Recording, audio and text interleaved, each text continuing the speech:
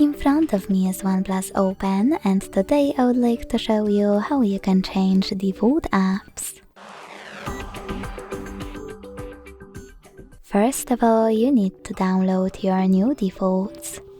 I already did that, so I can go into settings right away.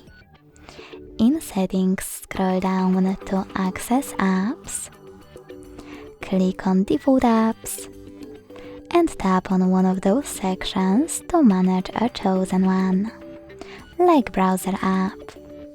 Then apply your new downloaded one by clicking on it and go back. Thanks so much for watching. If you enjoyed this video, leave a like, comment and subscribe. Bye!